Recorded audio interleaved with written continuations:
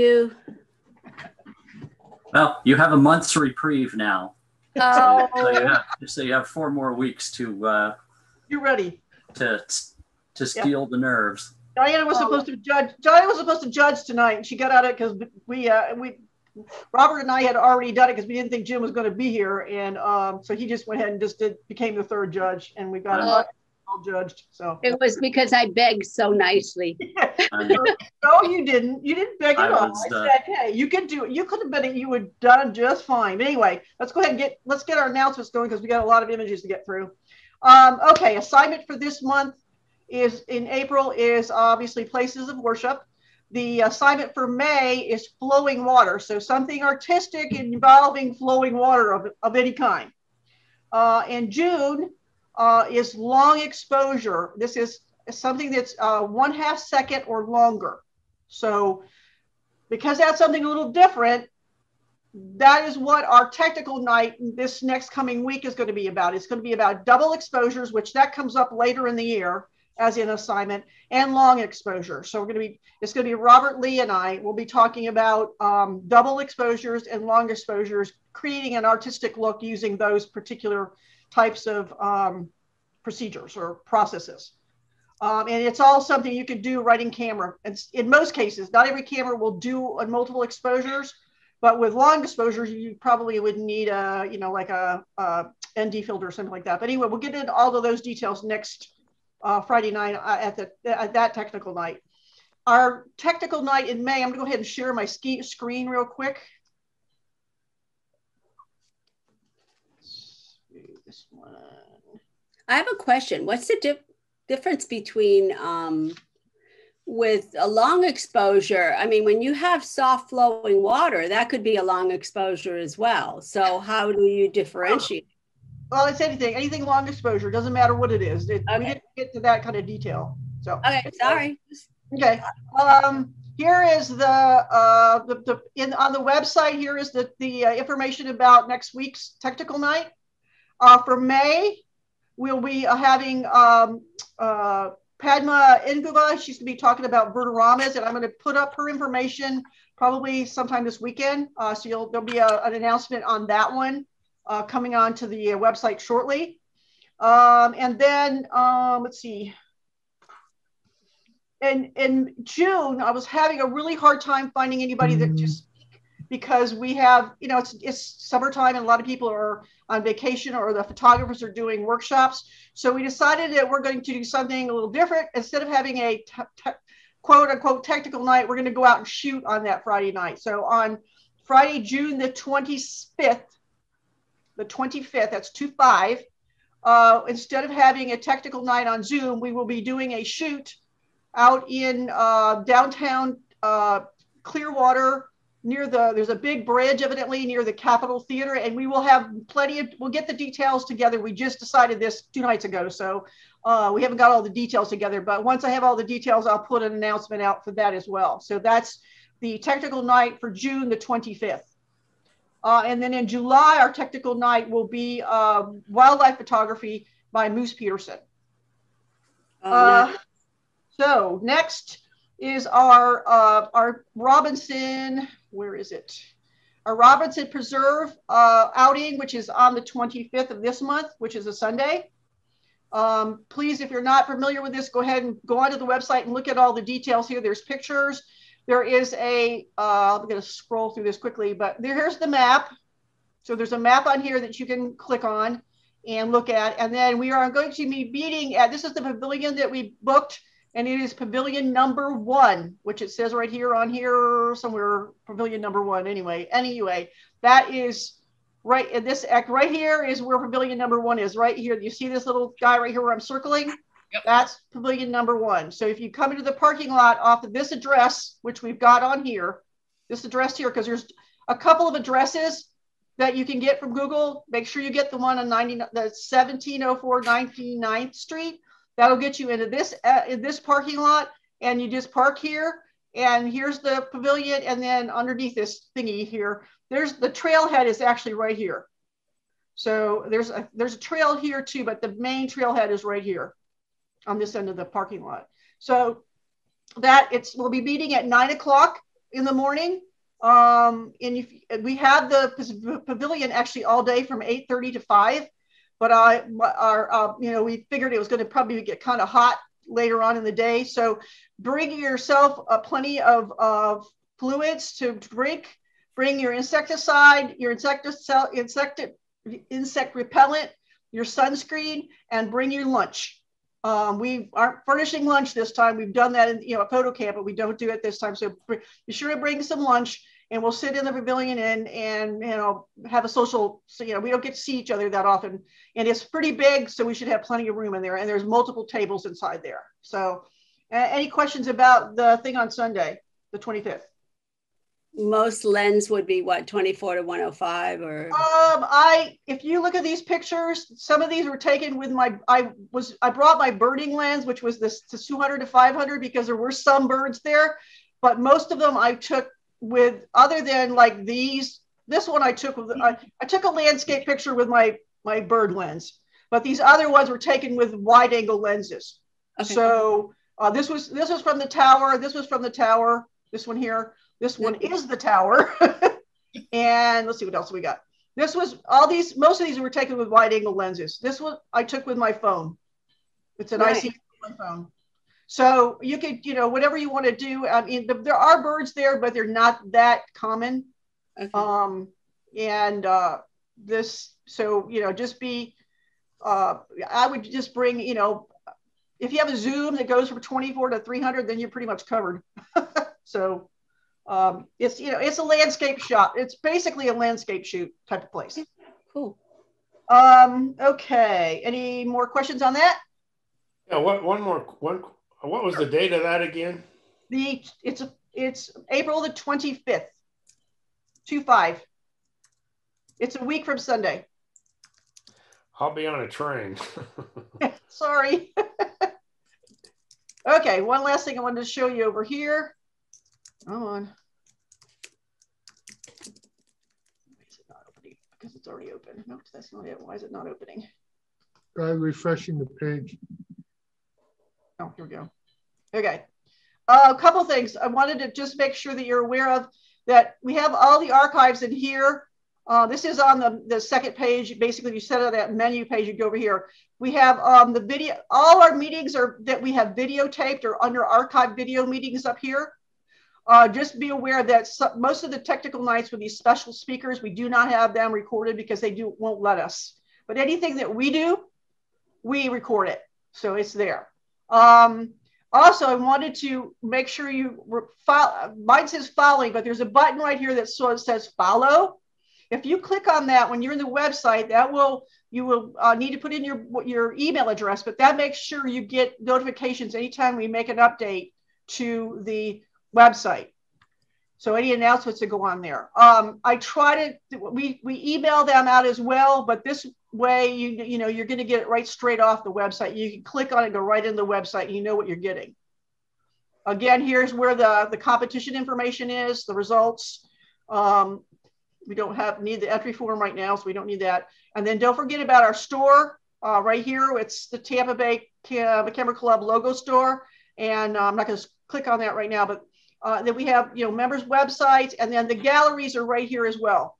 For all the pictures that have been submitted are here. We're missing a month or two. I get to get those from Jim, but we put these in here as soon as we have get a chance to put them in there. So if anybody has any questions about the website, let me know. One last announcement for me. We have already, because of the fact that campsites have become a real problem, we have already booked the dates for the 2022 photo camp. And you can put those on your calendar. It is February the 4th through the 6th, which is a Friday, Saturday, and Sunday. And this year it's going to be in Rainbow Springs State Park. And we have already booked 5 campsites, which is all we could get. And they are tent only. So just FYI. That's just so you know what's going on. This is in February of next year. We unfortunately, we had a heck of a time. We wanted to go to Myakka River State Park, and they're totally booked up for forever. So even though I think they're booking 12 months in advance, we're still not able. We were still not able to get in there because it's just, people are like waiting for the changes, and they're like click and do their reservation. So because so many people are camping right now. Okay, that's all I have for right now. Does that have electricity like the other one did? Yes, it has full facilities, right, Lee? Good. It does, yeah. Yeah. I'm bringing my heater, Jack. Yeah, they have both facilities. Okay. Yeah, that we only go do photo camp where we have a place that's got restrooms and showers and electricity and all that stuff, because we know we're not the primitive type campers. Spoiled. Yeah, we're up. We need to be cushy. So it's February 4th to the 6th, Lynn? Yes. Okay. Yes. Okay. Robert is not here tonight. He had a job that was changed. The date was changed, and he didn't realize that they changed it to tonight, because this Friday kind of snuck up on us, because this is a quick three Fridays. Friday started, or the month started on Thursday or something like that. But anyway, he was like, "Oh, I can't believe I let them do that to me." But he had a job tonight, which he's actually at now. So, Jim, so it's for you. Your turn. Okay, yeah. And I was not supposed to be here tonight, but I worked it out to be here tonight. I got my wife to cover for me for something to be here, especially with Robert not being here. I know I wasn't here last month. Wasn't supposed to be here tonight. I've got stuff scheduled next month. I'm kind of out of the loop for a while, except for this surprise of being here tonight. I was actually supposed to make a video submission for you guys tonight, but I'm going to talk to you in person and let you know, with all this that's been going on, Lynn's had to step up and basically fill my shoes with things lately. And she's been doing such a good job lately anyway with everything. I've been busy, and she has time to be doing this stuff and is doing a great job with this stuff. So come September for elections, I was actually going to nominate her for president, but with the way my schedule has been going and the fact that I wasn't here last month, wasn't supposed to be here this month, not supposed to be here next month. A couple of weeks ago, I had a couple of meetings with Lynn and actually have allowed her officially. She has stepped into the presidency of the camera club, and I'm kind of taking a back seat for a while till I can get things settled and and spend more time with you guys. So as of right now, Lynn is your president, and she's been doing a great job. From what I understand, she's taken over all kinds of technical stuff. We had a couple really long meetings with getting her up to speed with all that, and she's doing great with it. And I'm very happy that she's in a position to be able to do that and take the load off of me, right now. So that's the situation. Wanted to let you guys know that. And luckily I worked it out to be here tonight. I was not supposed to be here tonight, but I got my wife to leave work early today and cover for me for something so that I could come home and be here. So So I'm third judge for tonight. Yay! And Diana is very happy about that, I understand. Yes. Can you tell? Look. Yeah. And Jim will be coming in whenever he can. He will be with us at Robertson Preserve. Yes, I will be there. And he will also be. I'm going to, I forced him. He said he's going to judge whenever he can, even if he has to do it remotely. Robert actually prejudged and put comments in Lightroom so that we can. Once we get to the critique side, we've got some comments from him as well. So Jim can do the same thing if he's in the position to be able to do it on a Thursday or Friday. So and even if he can't be here for the meeting, so we're still going to have them involved. And by the way, though, just if anybody needs anything, needs any help, has any questions, technical stuff, needs a lesson, whatever it is, don't hesitate to still reach out to me. That's good to know. Mm-hmm. Yeah. Congratulations, Lynn, and thank you for doing that. I think I got manipulated into this job, but I'll be fine. Wow. Anyway, I have the time. It happens when you do things well. Yeah, I have the time, so I have no problem doing it. And I've worked on boards before, so The no time big- and the skills. Yeah. But and Jim did a great job of giving me lots of. My biggest problem right now is only doing like this competition stuff once a month. It's hard to remember, but I think by next month I should have it down pretty pat. So anyway, we actually, because Robert and I, because we didn't think Jim was going to be here, Robert and I did the pre-judging, and we were going to have Diana be our third judge, but Jim went ahead and I sent him the galleries, and we've actually prejudged all but 2 of the images. So so anyway, does anybody have any comments, any questions, anything from any of the other board members? Jack, Lee, anybody? Brian, anybody? Nope. Okay. I guess we'll go ahead and start the competition stuff then. So let me go ahead and share my screen for that.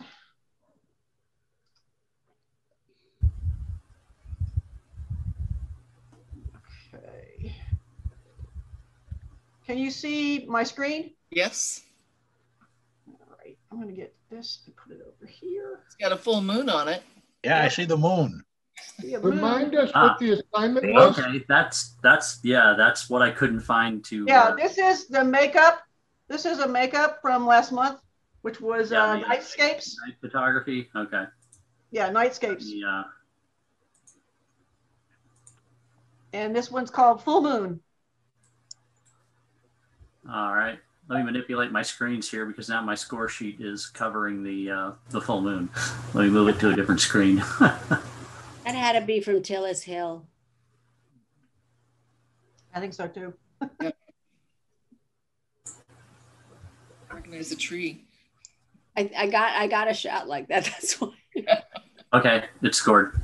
Okay. The score is 23. That's an award for Lee Lynn. This one is called Milky Way at 20 Mule Team. I remember that road. Didn't we drive down that road, Jim?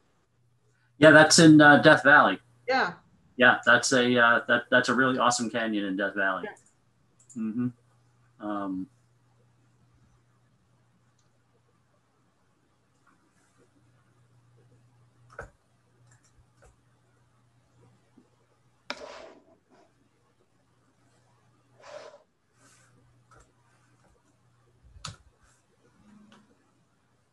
Okay. Okay, the score is 23. That's an award for Lee Lynn as well. These were makeups from last month, so she was not here. Now, just remind me, if you guys aren't aware, if you miss a month, you can make up the following month the assignments only, not no general images, just assignment, just so you know. I didn't know that. Yep. Yep. You can put in 2 assigned, the following month to make up for the 2 assigned that you could have missed the month before.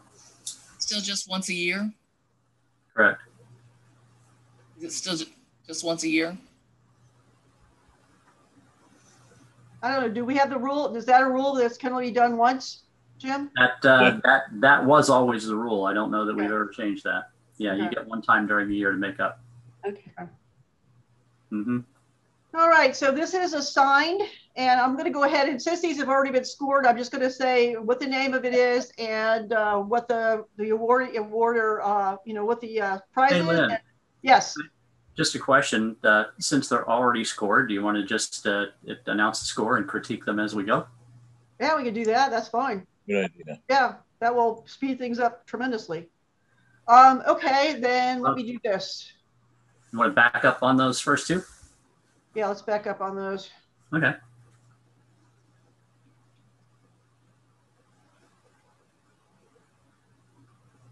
Thanks for getting my ugly mug back off the screen.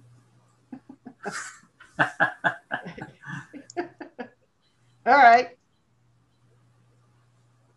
What's technically well done about this is not only is it a good sharp exposure of the detail on the moon, but also good sharp in focus of the tree branch silhouettes that are millions of miles closer to the camera than the moon.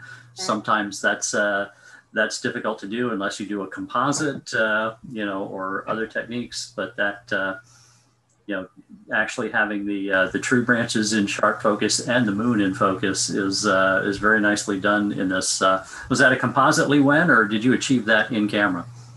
No, it's a composite. So it's two photos put together. Yeah, that's normally if you have that magnification of moon, it would have to be a composite. But you did a good job doing that. That was the right thing to do.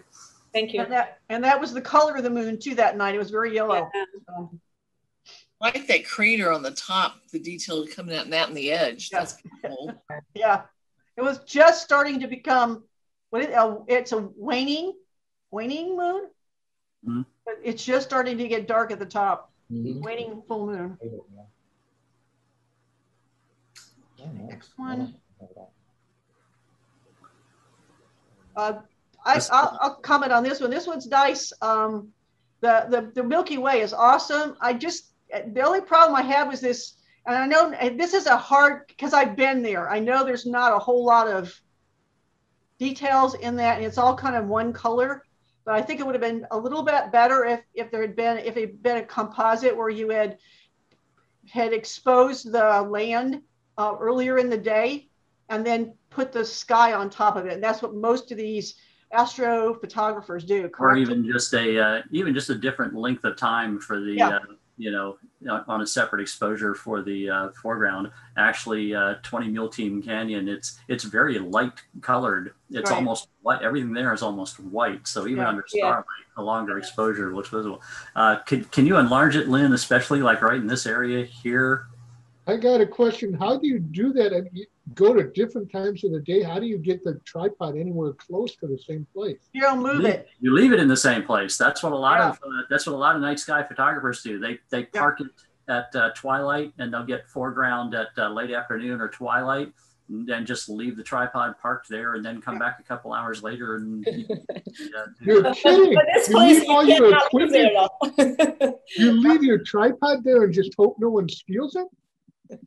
Well, in this case, you wouldn't want to leave it on the road as it was here, because it would get run over. But a lot of photographers will be camped in a spot and just set up the camera, you know, where they're camped, and they're just camped where the camera is and not having to worry about it. I did some night sky photography earlier this week. I happened to get a cancellation for a reservation at the astronomy park at Kissimmee Prairie Preserve for the Dark of the Moon Monday night, and ran out there.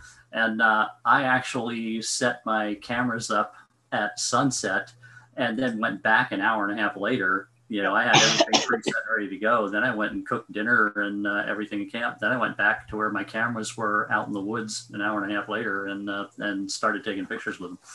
Yeah. That's most of these serious astrophotographers. They're looking for a combination of the Milky Way they want, where they want it, but it's all has to do with the foreground.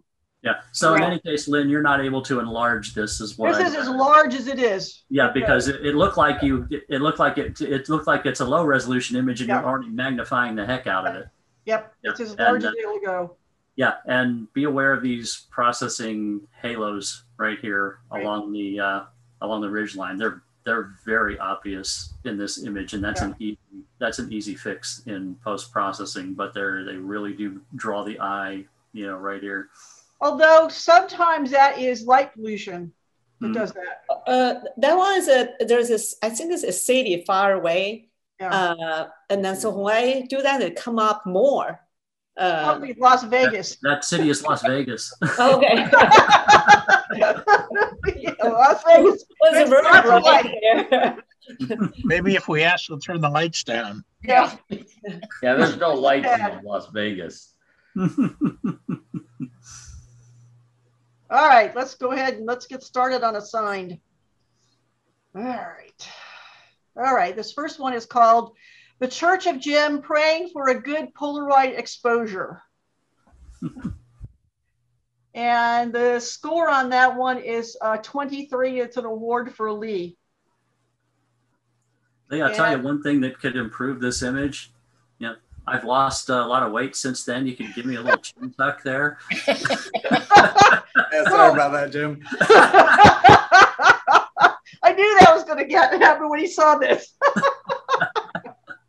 No, Jim, I took that and I figured one day this photo is going to come in handy. I think the horizon isn't straight on that one. It looks tilted. Yeah. Well, here's Robert's comment. Strong storyline, straighten the image. Yeah, that's what I was looking at it, and I'm like, that's crooked. Okay. Anyway, okay. Next one. Well, I noticed tonight with Lee's submissions, he's into the Dutch tilt thing. Yeah, he's very tilted this week. All right, you ready for the next one? Whoops, what happened here? Scan. Okay.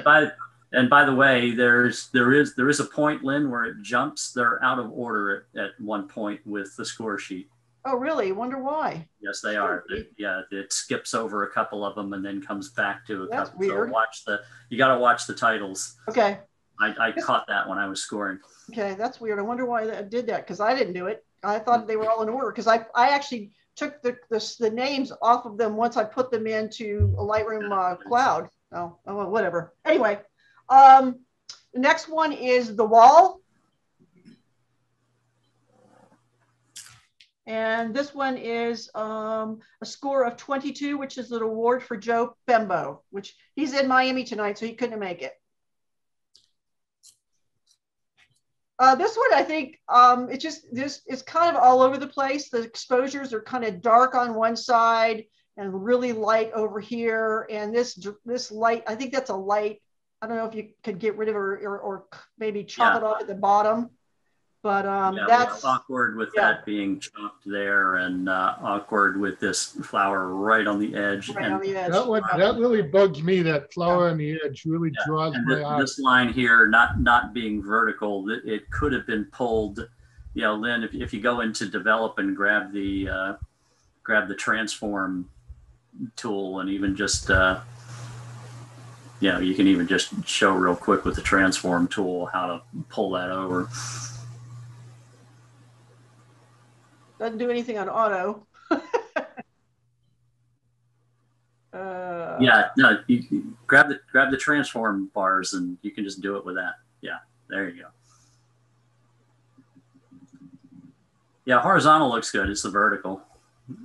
Yeah, that's a little better. So then you don't have that. And then you could just crop it right to that line, and you're good. Yeah.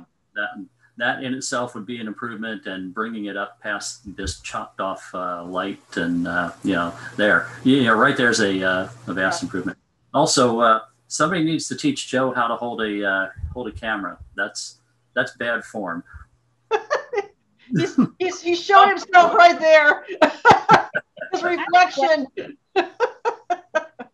I have a question. It's not a critique. It's just for my own, because I always have problems with cropping. That tree, does it bother you? This? No. Okay. And let's see what I think Robert had a comment on this one as well. Hold on a second. Let's see what he had to say.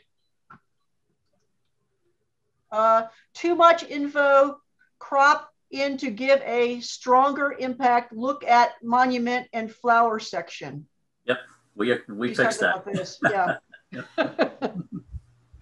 Anyway. All right. Put it back to the way it was. And our next one is Old Spanish Church.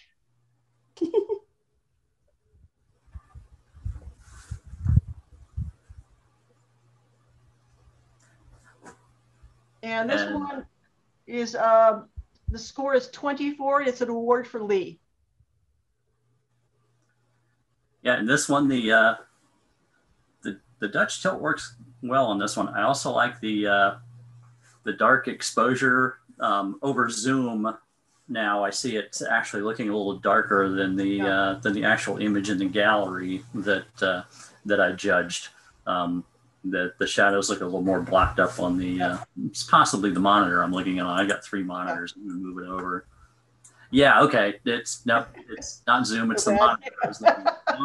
I'm on the calibrated monitor on, and it's looking like it's supposed to me. All right. What's a Dutch tilt? Yeah, the the actual dark shadows, gives it a real mood, and that tilt kind of the first thing the impression I got from the tilt reminded me of being a little kid in church and crouching down on the floor and leaning out into the aisle and looking up. It reminded me of being very young and being a little kid in church and peeking out into the aisle with that perspective. What's a Dutch tilt, please? A Dutch tilt? I've never heard of it. You're looking at it. I know, but is that? I mean, it's a deliberate tilt of the camera, not an accidental tilt, but a deliberate tilt. So it's an exaggerated tilt. Mm-hmm. Yeah. Thank you. I just have one little picayune thing. Is this? I think this looks like a fire extinguisher over here. My eye keeps going to that because it's red. I would have gotten rid of that redness. That's the whole thing. Yeah, it's a picayune thing, but. Lee. Yeah. Just give us a little insight into the tilt there. What was your intention on that? It just gives you a whole other perspective. I just like the tilts. Mm-hmm. Okay.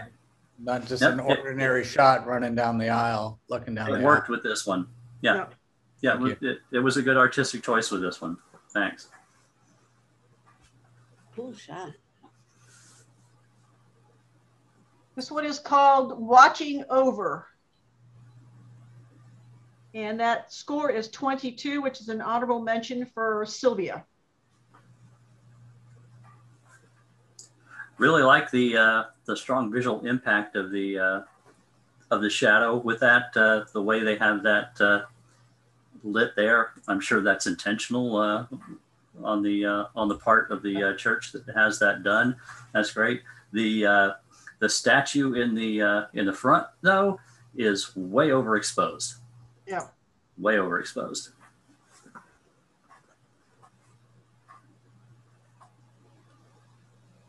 Interesting, just interesting, and that is actually in New Orleans, and that's the back of St. Louis Cathedral. That's in Jackson Square.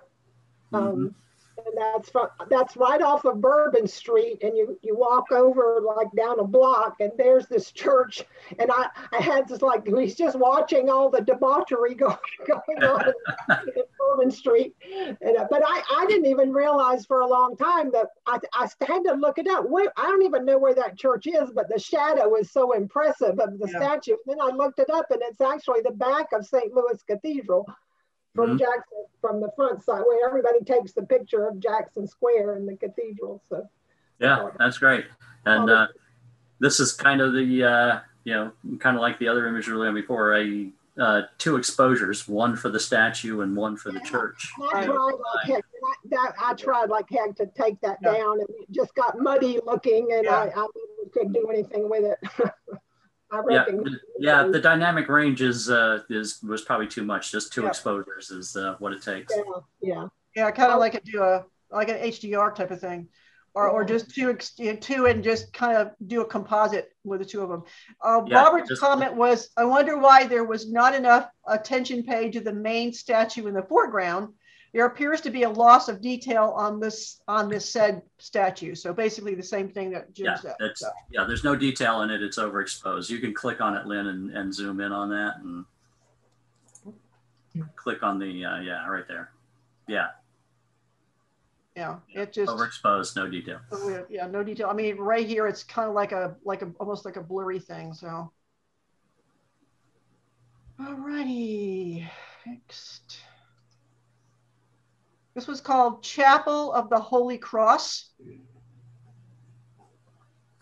This one is a 23. That's an award for Sylvia. Mm-hmm.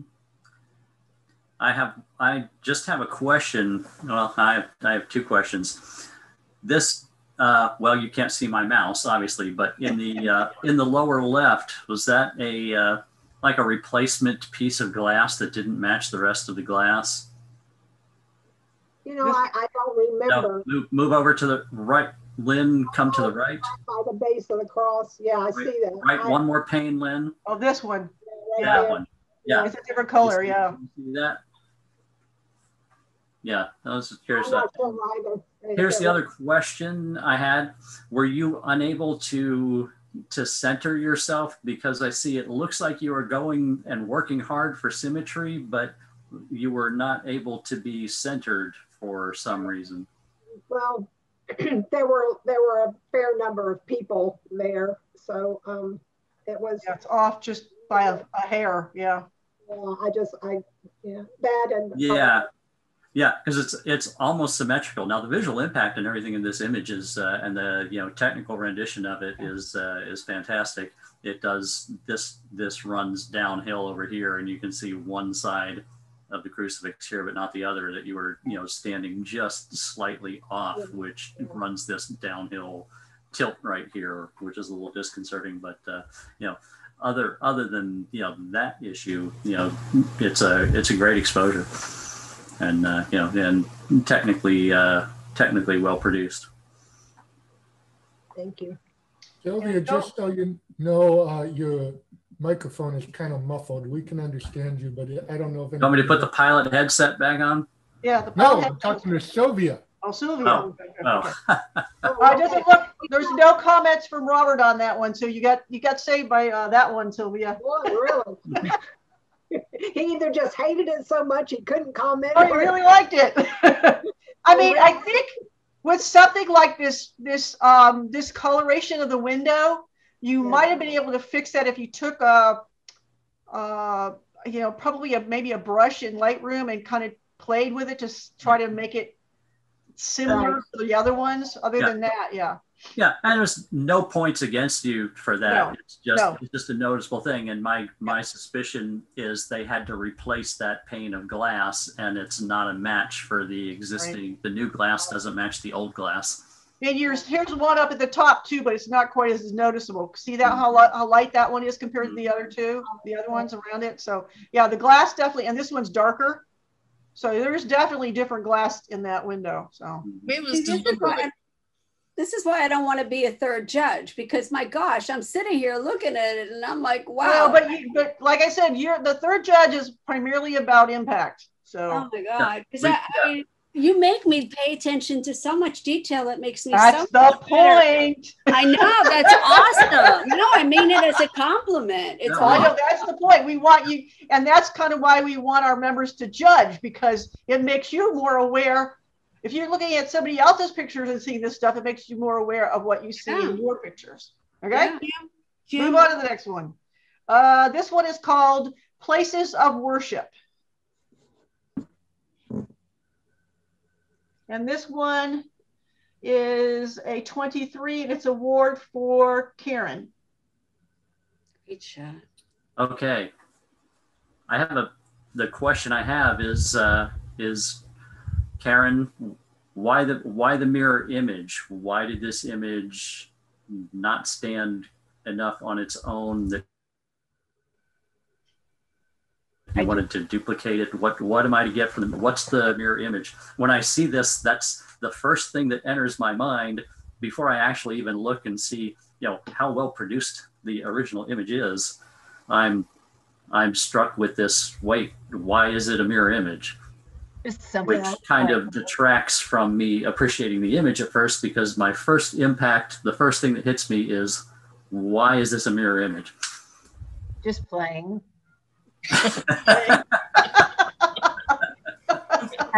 having fun with photography. Do something different. Well, then she would have to call it place of worship. Mm-hmm. Yeah.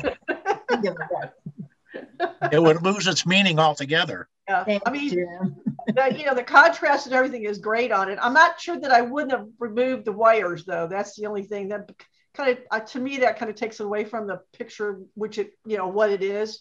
But, okay. And you can do that by just taking it and moving, make another layer and then move it, and you can just erase them that way. So, okay.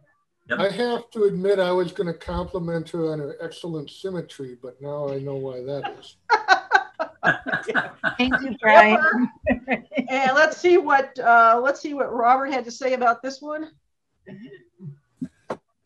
He said, "I am wondering why the reflection, The image is strong enough without it.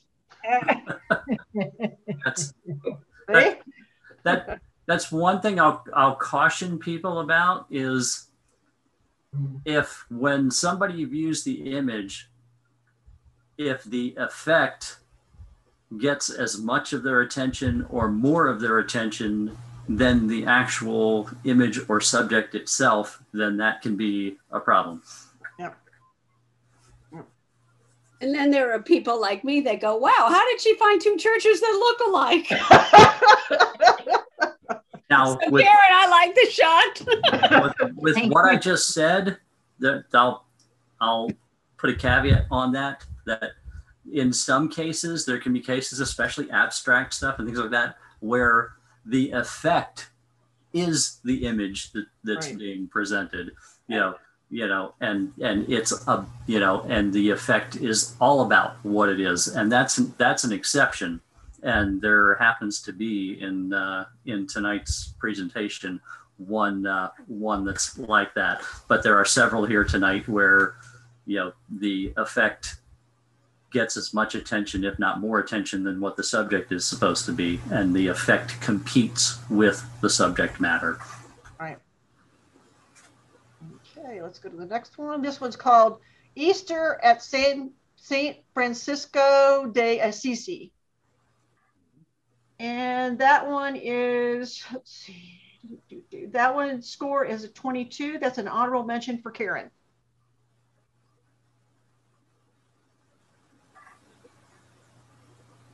This one is kind of, it feels crooked to me. As you can see this line here. I don't know, sometimes the churches are not straight. The altar tilts the other way. Yeah, this one actually, right. This line looks somewhat straight, but then this one does it. So it just may be crooked, but obviously it's not, Yeah. It also has to do with not being, the camera not being parallel to that wall. Right.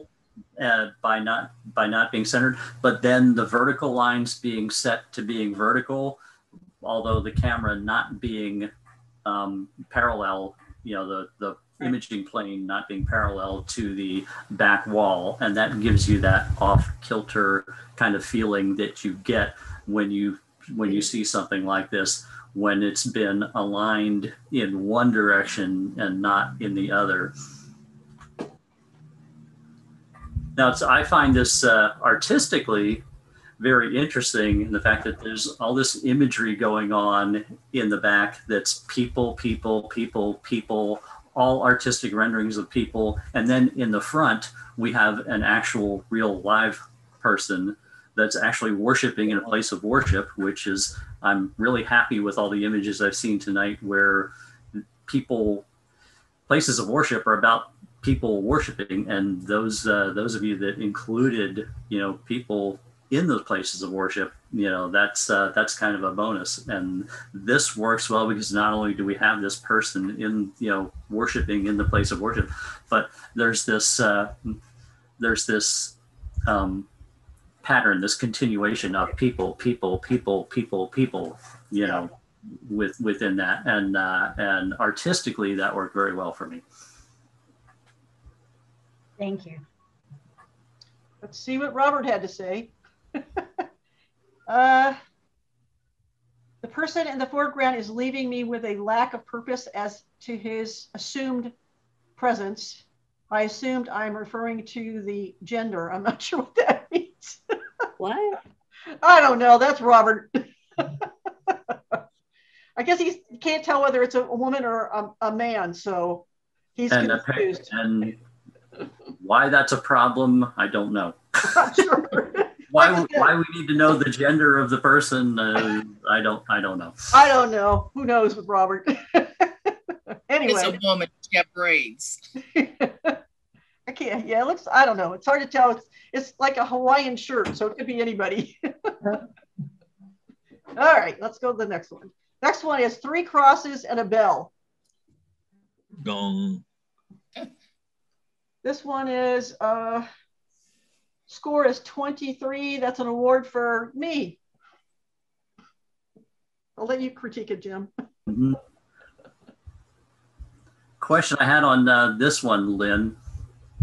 is the extreme high contrast artistically why you went with that. The with the shadows being so solidly black, especially right here with the complete lack of detail in the shadows. What was that? I think it's because I wanted those. I primarily wanted those crosses to be super contrasty. Mm-hmm. And you know, this was pretty. I mean, there was a lot of stuff going on around here, and in terms of colors and shapes and all that stuff. So I think I processed this one a while back, and I'm not exactly sure why I did it this way, but I just kind of liked it that way. So there's a very interesting story behind this this structure that I'll tell you about at some point if you want, what it is and what its purpose is. This is in Abiquiu, Mexico. It's in Abiquiu, yes. Listening. And it's actually still being used. It doesn't look like it, but it's still being used. Yeah, well, I can tell you quickly if you're interested. It's the Penitente de Morada, and at one point in time, penitents would flail themselves, self-flagellation, walk barefoot, you know, do things like that to themselves, and eventually the Catholic Church started frowning upon you know, doing those things to yourself. But so the practitioners put their own sanctuaries into place to continue their practices outside the bounds of the church, and those things are still practiced today, even in this location right here. That's what this is. It's for practitioners of those rites. Let's see what Robert had to say. I know he had something. Give me a little tighter balance by cropping a portion from the right-hand side. Go about 2 inches past the right-hand cross and crop. So basically what he was saying was we needed to do this. Right there. I agree with that. Yeah. Yeah, I kind of had a little bit too much stuff over there on the right-hand side, I think. Yep, I agree with that. Next is Santorini Church. Oh, finally got out of the country. And that one is a 23. It's an award for Catherine. Thank you. Very well exposed with holding enough detail in the highlights and the shadows with this. Beautiful. You know, nice. You know, a nice play of the shading and the shapes, you know, and the colors going on. It's not that big deal in this image, but it could have it probably could have benefited, and you know, Lynn could probably hit that, you know, real quick in about 2 seconds with that guided alignment tool in Lightroom again, just to, you know, straighten these vertical lines. That'd take about 2 seconds to do.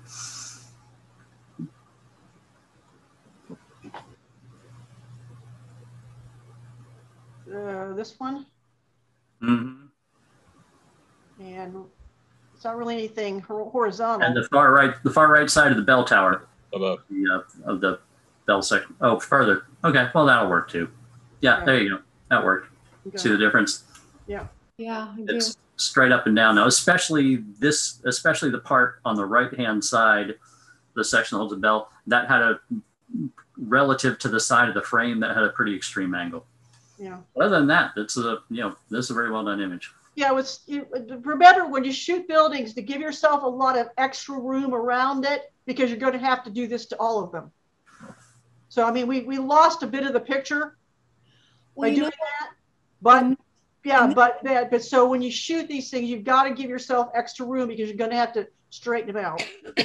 In this town, this is in Santorini, everything is obstructed because there's a lot of walls and a lot of close.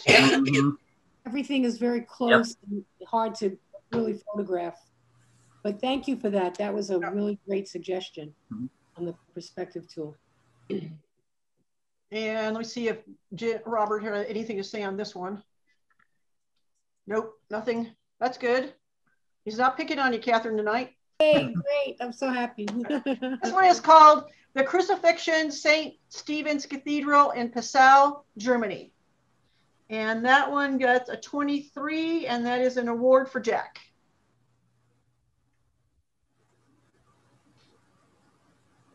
This one is kind of off kilter as well. Yep, it's a little off kilter. The focus and the sharpness and the detail throughout are very well documented. Yeah. Yeah, it looks a little like you're leaning to the left, right. Another case where you probably unable to get in a centered position. Yeah. Yes, that's exactly right. The place was crowded. This is a very well-known cathedral there. It has the biggest, for many years it was built in the 1600s originally. It has an organ that has over 18,000 pipes. It's only surpassed by the one in Philadelphia that has 28,000. The winner, I forgot the name of it, the Wanamaker organ in Philadelphia. But in any event, the details in this thing are incredible, but it's loaded with people. I mean, if I had lowered my camera, you would have seen about 100 heads. Yeah. That's the biggest problem with shooting in these big cathedrals, because I've had the same problem. Yeah. You almost have to go in there like early in the morning before anybody gets there, or very late in the afternoon after everybody's left, to get the best shots. Because when I see this dome, all I want to do is go lay down on the floor underneath it and shoot straight up. Well, you can't get there. They have that. They have that cordon off for you. Oh, so I bet. Yeah, because people probably did it too much. Yeah, you get the best shot you can from where that was it. And you did a great job though with the exposure, the sharpness, the detail, the depth of field. Carrying through that all the way through the image. And that's pretty good with f/6.4. Is it a single image, or was it an HDR? Single image, shoot and grab it and run.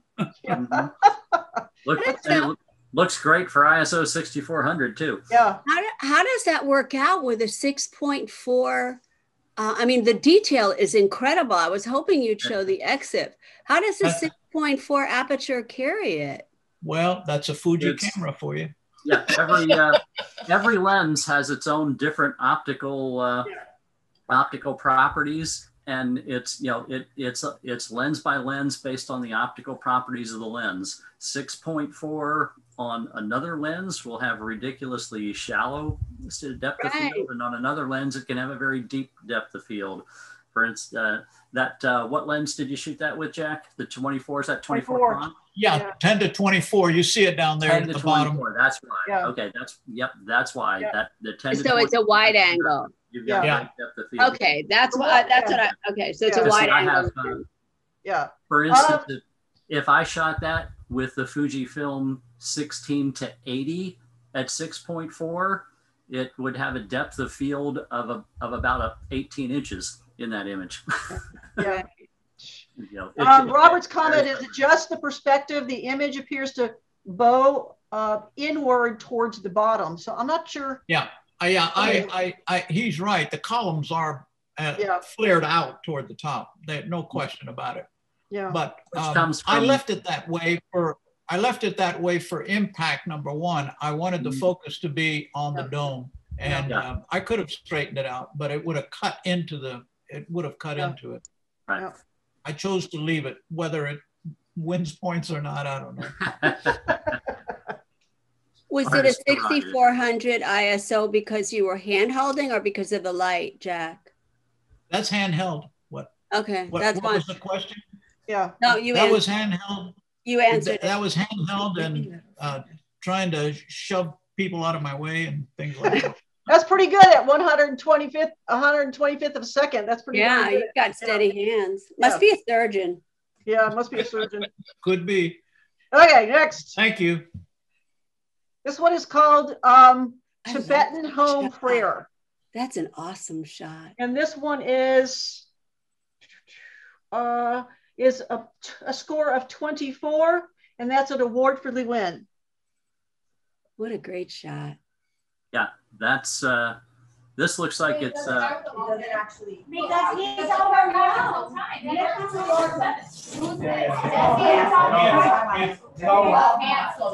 think he can manage my in my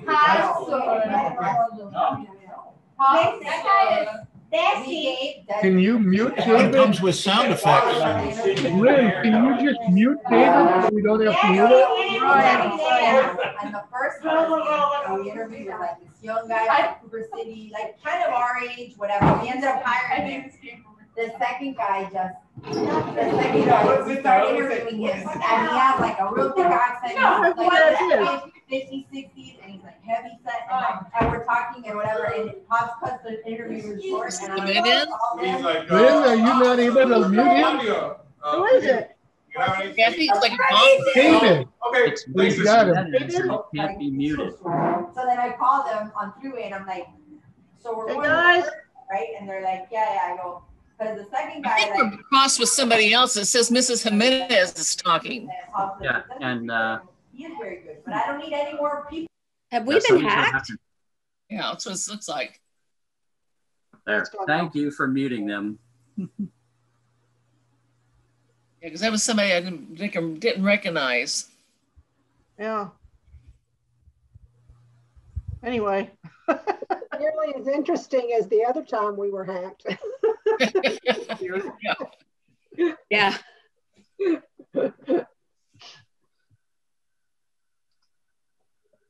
All right. Were you ready to go on? One of the, There's a good one. Yeah, that's a nice shot. yeah, this is another one of those that, you know, including the people in the act of worshiping is great. Yeah, that's that really is what gives this image strength.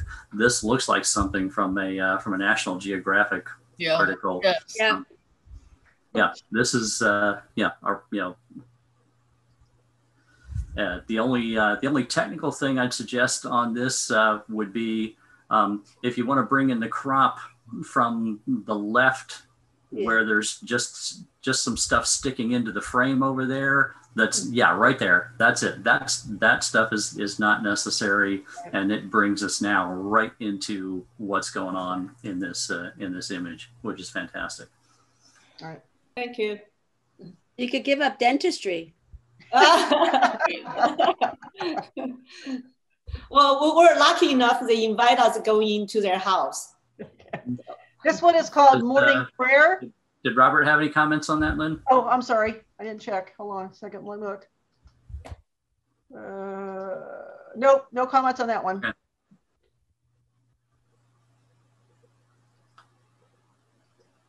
This was called Morning Prayer. And it is a score of 23. That's an award for Lee Win. Is that you, Lee Win? No. No. I was in Safety Harbor and morning, and the people there. I don't know what the religion, or they're there early morning. So and it just happened. I quickly worshiping the sunrise. Yeah. As far as compositional balance goes, I feel this needed the negative space on the left side of the image as opposed to the right side of the image. Hmm. Oh, okay. There are more people that side. I should be able to take that out. But there's 3 other people there. So I would just want to take this one person, end up I crop more on the left side. Right. I don't know if it would help to just. Yeah. That's good. You could go in Photoshop, and that piece that Lynn just cut off. You could take that. You could then move that over and blend it over here. And put that on the other side. Okay. Thank you. That's a good way. Yeah. It's just too much. You'd have to. Yeah. You wouldn't just move it over and paste it, because you'd have this would be too bright and this would be too dark. However, if you cut it here and then did a horizontal flip of it, that would keep the bright next to the bright. And so you wouldn't just put this edge, you wouldn't put the right edge against the left edge over here. You'd actually cut a piece and then do a horizontal flip of that piece and then stitch it together. Yeah. And that would work. How do you think it would do? How do you think it would do with content aware? Just adding more territory on that end. You think it would content pick it up aware all right? would be the first thing to try because it would be the fastest and easiest. However, that's a big chunk of negative space. Yeah. You know, for it to try and work with. You could definitely take the right hand side, cut it, and do a horizontal flip and stitch it on the other side. Yeah. Okay. Next, this one is called Crashing Waves in My Spiritual Place. Yeah. And Diana, you sent in a bunch of small images again. They're Oh, I went. I promise you, I went by the rule. Well, okay. we'll go over the rules one before the next time. Here's the thing. It may have nothing. You may be following all those rules, but if you're using Apple's email service, you also have to remember to tell your Apple email not to resize your image. Yeah, it downsizes them. Oh, I don't know how to do that. Yeah. Well, we'll work on it later.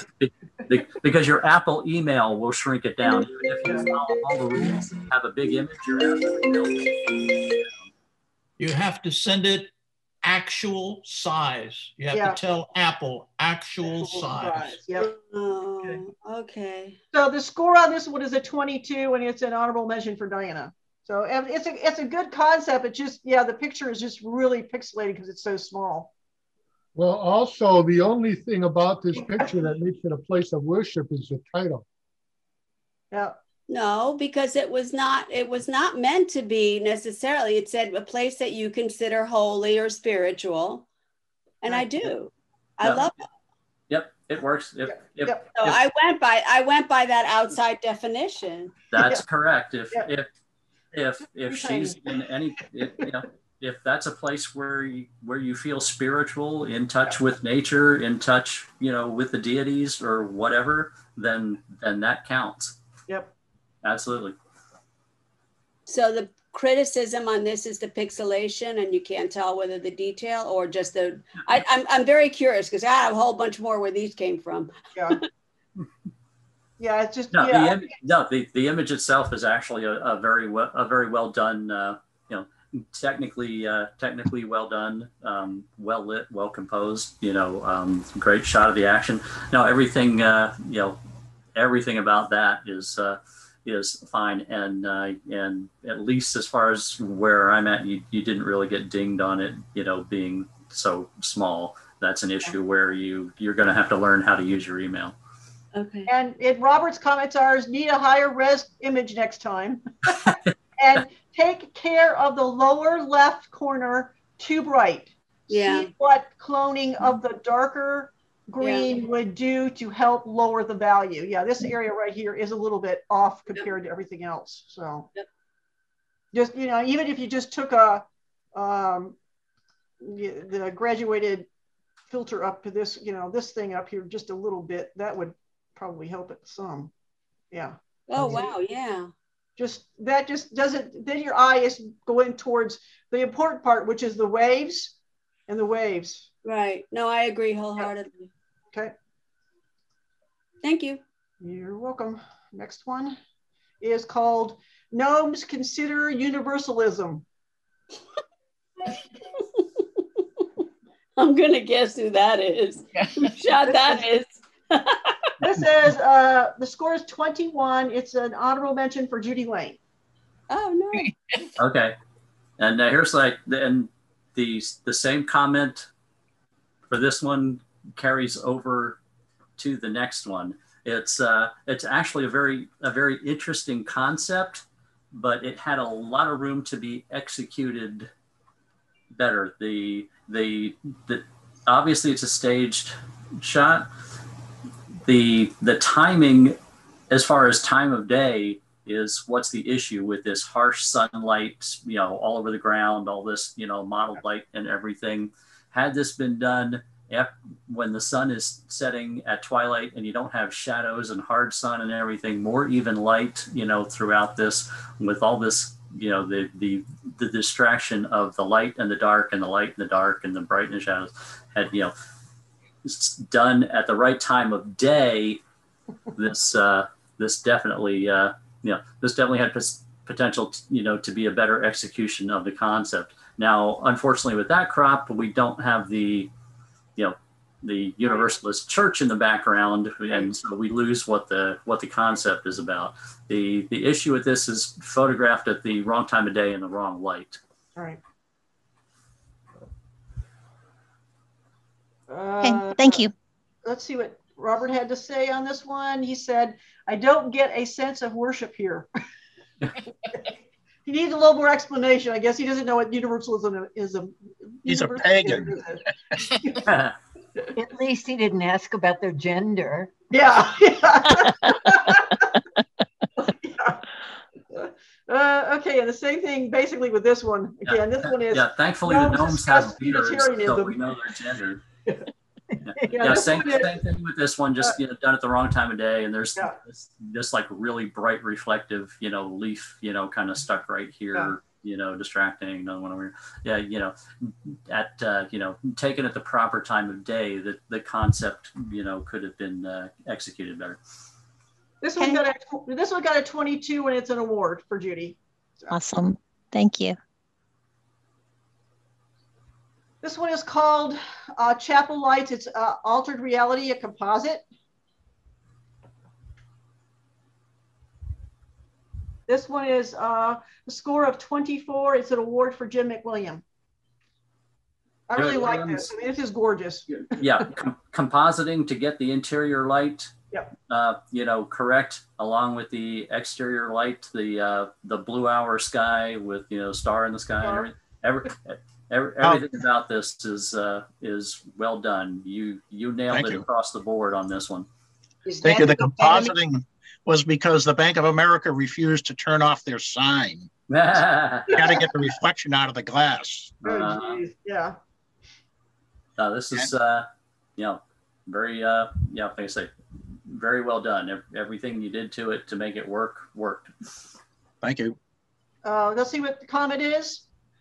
The bright ghost face left hand side in the building is a nice touch. I think he's talking about this right here. I had to hire them as a model. Yeah, I'm sure. Ghost model, I'm sure. Yep. Next one is Sunday in Church. And this one is 22. It's an honorable mention for Fong. And Fong, you captured what a Sunday in church is these days. That in the current times and conditions we live in, this is a Sunday in church, and you capture that. I would crop it in just a little bit to get rid of this piece, but I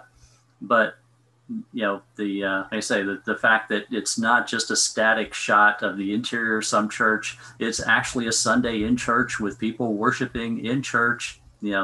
I would just, not up from the bottom, I would just pull in just a little from the left. Just there's it's somebody's sleeve sticking into the side of the frame. To the left. Okay, I see what you're saying. Yeah, okay. just right there. That. Yeah, just that's it right there. But other than that, the concept is there and technically well executed. And Robert did that again. Quick. Robert had a comment on this when he said, the activity of the people in this shot is taking away from the feel of worship. This shot is not working as a strong visual because of the people activity midway right-hand side. I think he's talking about these folks right here, Fong. Yeah. That if you had waited until, because everybody else is sitting down, and these three people are kind of like, what are they doing? They're like wandering around. So they aren't really, they're not worshiping because they're facing in another direction from everybody else, I think is what he's looking at. So. Okay. So yeah, look for, if you're going to get people all sitting there looking forward as they're worshiping, you need to make sure that all the people are doing the same thing. Unless, of course, they were like somebody was kneeling in the middle or something like that. That would make it more, because sometimes they do kneel when they go into, if there's a Catholic church, they kneel as they go into the pew. So. Then I'll say this, it's Sunday in church, and one of the things that happens in church, people socialize when they get together in church, and that is captured in this image. Yeah. This one is called Misa, And it is a score of 23, which is an award for Fong. This one, let me. I couldn't see the exit data really in the gallery that I had to look at. Oh, there. All right, there is none. This one's a little bit soft. I don't know if it's just the focus is a little soft, or if it's camera motion or whatever. It's yes. Yeah, you can see it's soft right It's a in little here. bit soft, from a technical standpoint. It's not sharp, not sharp focus in this one. Fong, I'm just curious. Were you sitting in front and took that picture, or did you walk up there and take it? This in the Argentina capital, so you can visit, but just no speak. It's just walking. Oh, okay. Like, I'm wondering if, just see if we can. It's a little crooked too. It's kind of off, because of the angle again that you're shooting at it. It's kind of hard to straighten it out with these lines down here going sort of to the side. And that, I don't have a problem with that in this image, because if you were actually a parishioner in this church and worship, you'd be sitting in a pew off to the side, and this would be the angle of view that you would have, and that's a normal perspective from someone that would be seated there, engaged in this session of worship. Yeah. Let's see what Robert had to say. Now, if this were a case of it were, documenting the architectural, points of the church and not showing an actual service taking place, then that's a different story about what your perspective is and what your alignment is and everything. But this is not an architectural image of the interior of a church. This is an image of a service being performed in a church from the perspective of a parishioner in the church. So that what we call being crooked is acceptable in this image. There's no comment from Robert on this one. This one is called Windows of Worship. This is alter reality composite as well. This is very well done. Again, Jim, technically, the one thing I'd point out on this, Lynn, if you click on the center one of those three lights on posts, that one, in this image, they're gray, and they ought to be white. It's disconcerting to the eye to see these, what we know are bright white lights, as being gray.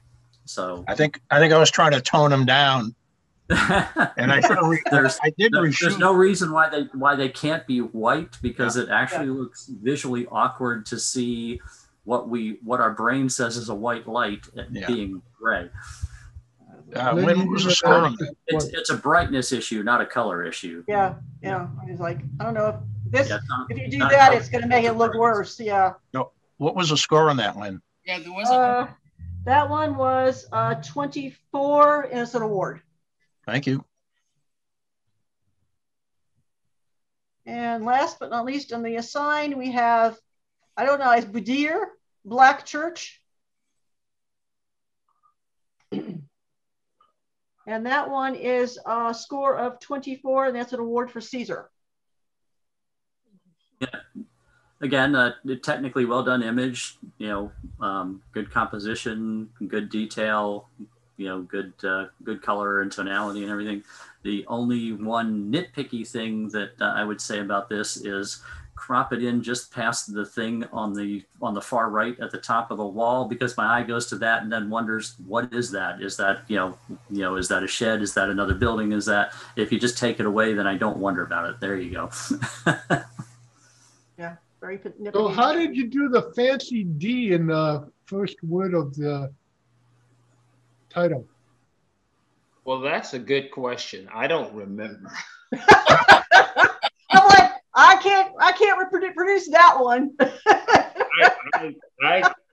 I just can't remember. There's you can pick different characters in fonts. And at least in a Windows machine, I know you can by using the the alt code. For instance, like alt, you can just type in the alternate ASCII code for it if you know what it is. If you want a specific symbol, like for instance, the copyright symbol, to get the copyright symbol, you type alt 0169 and it puts in a copyright symbol. Did you possibly copy and paste it from the web or something where they had that? I don't think so.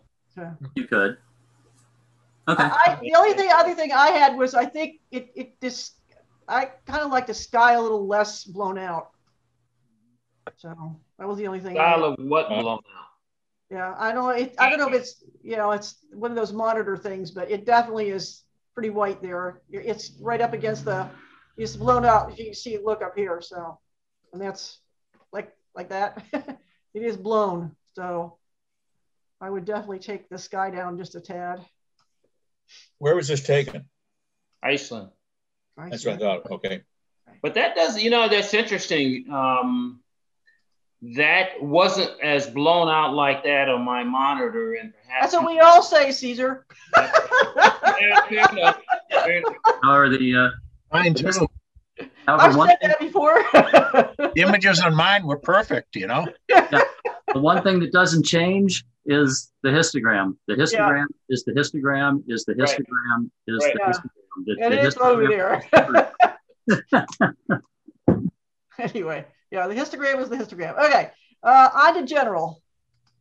I have a question before we go on to that. Okay. Just because I want to make sure that what I'm doing wrong is resizing it, because I hate getting nailed for that kind of stuff. I mean, I don't mind, technical stuff, but I really try to have it all copied and pasted.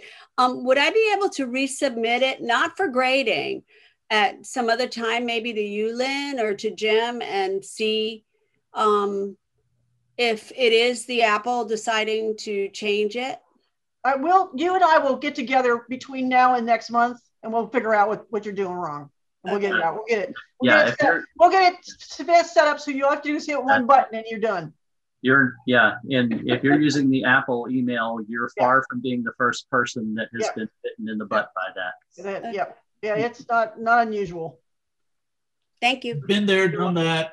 I'm telling you. Yes, Jack. It's ask me all about it. I've been through that agony. Lynn, I have a question also. Do you have a time frame as to when photos can be taken within the year? Is it like the assignment? Does it have to be taken during that month or that year? Ideally, we want you to shoot it for the assignment, but I mean, that's why we publish the list ahead of time. So if you're out doing, that's why you need to be familiar with what the assignments are. And so you can, while you're out there, I'm like, oh my God, there's one that I can use for that assignment, So, I've shot some of these, months ago, because I knew what the assignments were going to be, that are coming up. Right, but you don't want to see a photo from 2 years ago. That's fine. That's okay. Fine. If an assignment aligns with an image that you have that aligns with that assignment that's in your archives, we have no problem with you putting that in and and letting us see it and view it and judge it. Ideally we would like you to. Ideally like you to shoot for it, but it's not absolutely the way it has to be. So the assignments, the assignments are about learning and shooting things that you don't normally shoot. That's kind of why we do the assignments. And however, sometimes the assignments align with something that you do or have done in the past, and you've already personally basically done that assignment in the past, and we have no problem with seeing that image and judging. Okay, thank you. Any other questions? Thank you. Go ahead. Let's get rolling here. It's 8:30. This was supposed to be faster than judging and critiquing. It didn't work out that way. Anyway, this one is called Crown of Trees. It's another one of those little tiny images. Diana. Sorry. Anyway. What bugs me is that I went on the website and I wrote down all the little specs and I put them in. Yeah, but it has nothing to do with that. If I know, if I get just it all got right, We'll get there. We'll get it fixed. and then Okay. screws it. Now, the score on this one is a 23, which is an award for Diana. Mm-hmm. I mean, what you could do with this. These are always cool shots when you get really cool, especially with all this new growth on the trees with all the different colors of green. This is the kind of stuff I like to shoot with my infrared camera because of all the colors of green. You get all those white trees with the white leaves with the dark branches going up, the dark trunks. Mm-hmm. And this would also would convert really well to a like if you use topaz impressions, like to a painting looking thing, because that's the way it is right now, blown up like this. It almost looks like it had impressions done to it because it's so pixelated. Mm. Would you have taken away that look on the left side, my left side? I don't know what side, your side. Yes. Oh, I agree that white guy to clone that. Yes, because that would then you'd have the completion of the symmetry. Yeah, the crown. Yeah, you would just clone out some. This is really just clone out some of these and put them right there. Okay. Yep. Exactly. Yep. It's quite a lovely composition, and all those shades of green work well together, and the composition works well, and that exactly was my one point that you already covered for me. Yep. See, you know more than you thought you did, Diana. How about that? And just FYI, Robert did not comment on any of the generals, so we'll be able to go through these pretty quickly. The next one is Swirling Waters. I'm going to comment on this one. And this one has a score of 22, which is an honorable mention for Diana. Yeah, that rock is too big on the left. Well, it's too bright. Yeah, that's what I meant. Yeah, and I told you I wanted to resubmit it. Remember? I asked you right then and there if it was too, but anyway, I'm sure there are other things wrong with it. It is overly competitive visually with the subject matter. Yep, you're exactly right. You already know. So, okay, good. I wanted to resubmit it, but I was told no. Yeah, we have to have them. I'd already submitted them to Robert and Jim, so it was too late. I mean, even just a little bit. I know you may have fallen in the water, but like 5 steps to the right. Yeah, no, I couldn't. Exactly. Mm-hmm. But other than that, it's very nice, very well done. Okay. Yep. Yeah, technically well done. Compositionally is with that's the issue. Is that right? Did you use a ND filter, Dinah? Most likely. Yeah, because it's a quarter second. Yeah, most likely. And you could I usually do with those kind of shots. Yeah. Okay. Next one is a pair of bee eaters. Cute. And this one is a score of 24. That's an award for Caesar. These are gorgeous. Yeah, these are beautiful. Very nice. Yep. Where are these, in Costa Rica? Or now, Africa? That's in Africa? Chobe National Forest in Botswana. In Botswana. Yeah. Okay. Yeah, this is with the nice bokeh in the background, and I mean it's obviously there's a lot of stuff going on behind there. I'm sure there was quite a bit of distance between them and the background. That helps. So. Yeah, I was floating in the water, and that was probably I think that may have been my 500 millimeter. Hard to get that kind of a sharpness while you're floating in the water with a 500 millimeter. Got to shoot fast. Yep. Yep, you got to shoot fast. Well done. Yeah, let's see. Beautiful. He shot it at 1/4000. Yes, that's guys. That's what you got to do when you're moving or they're moving. You got to be at least a 1/2000th of a second. This one's at 1/4000th of a second. So. Yeah. And it was early in the morning, so that I forget the ISO, but I'm sure the ISO was up. 400, not bad. 400 at 500 millimeters and a 4.0, which is you probably had the lens wide open, right? Probably. Yeah. Nice shot. Next one is alligator or crocodile alert.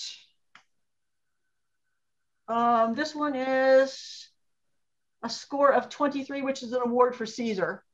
This is cool, except it's almost too stopped to me.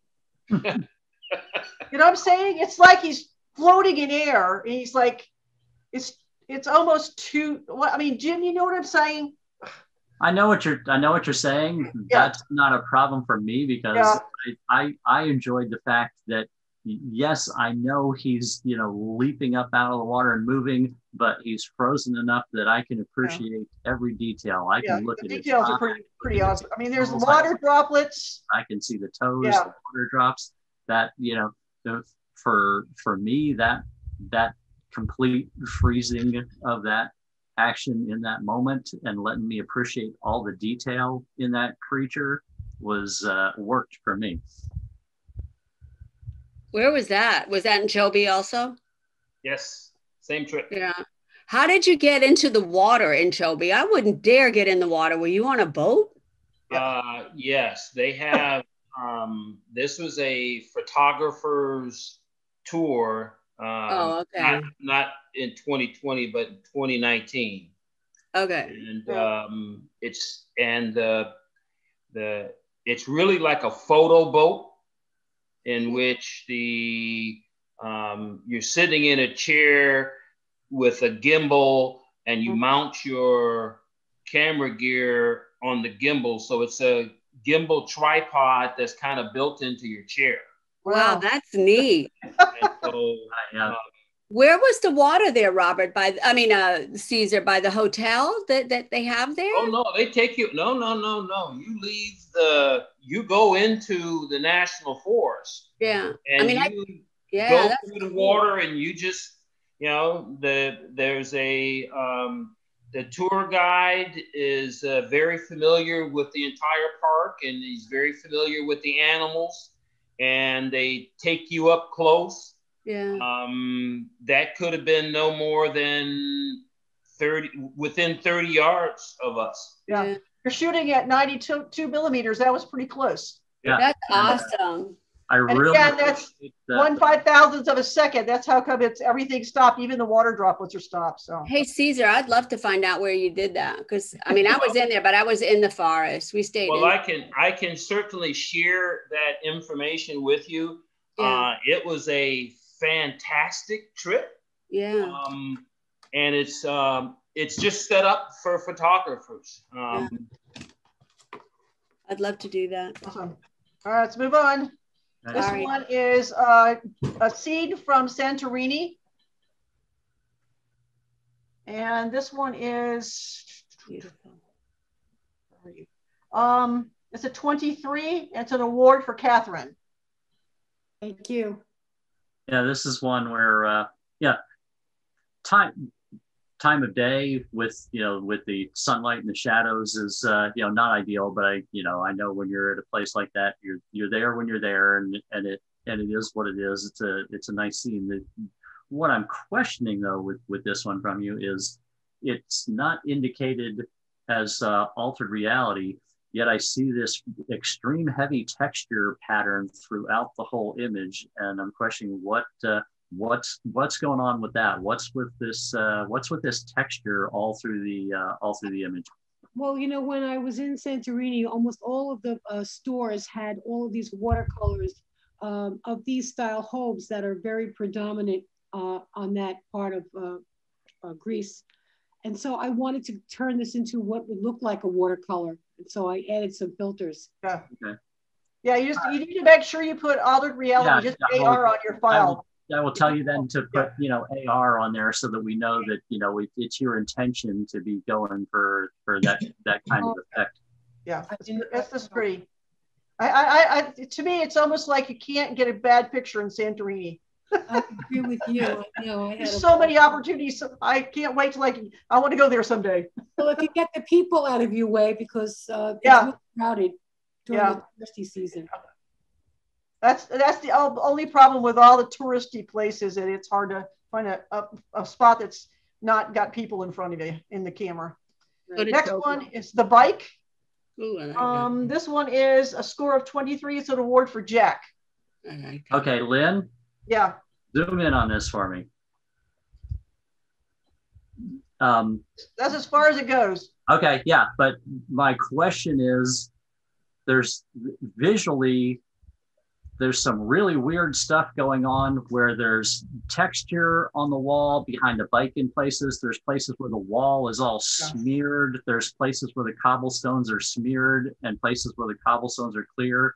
If you look down at the back tire, at the bottom of the back tire, there are spokes that are smeared away and gone and missing from the wheel. If you zoom in on that, Lynn, at the bottom of the back tire. Yeah. But yeah, the spokes are, that it's so smeared down here that the spokes are gone. Yet there's places all that have like real rich, crisp detail and places where it's like smeared all over. Was that artistically deliberate, Jack, to have all that smearing of the details in this image?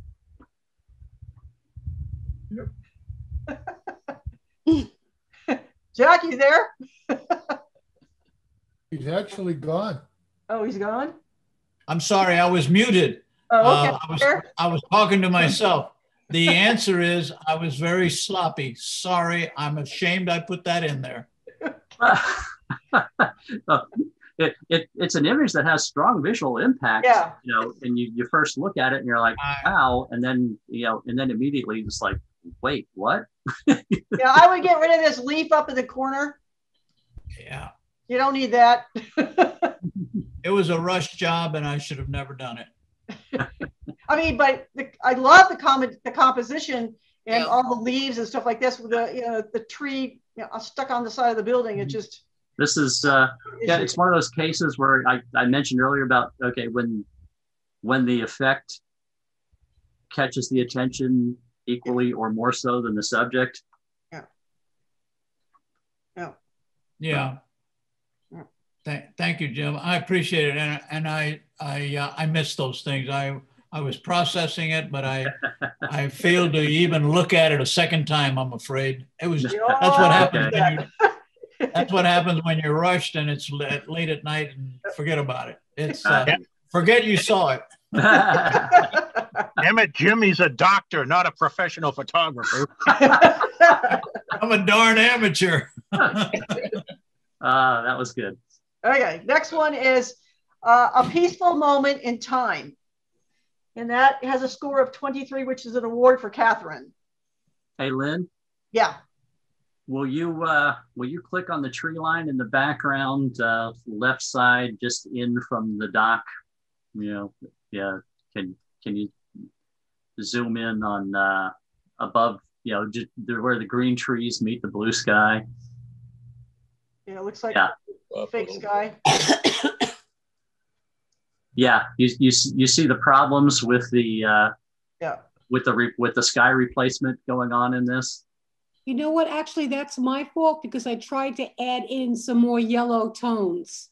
And so I shouldn't have done that. I tried to add more yellow tones in. Yeah, it's quite a bit of it all the way across. How do you know that's a sky replacement? Because of Just that. Look at it. What?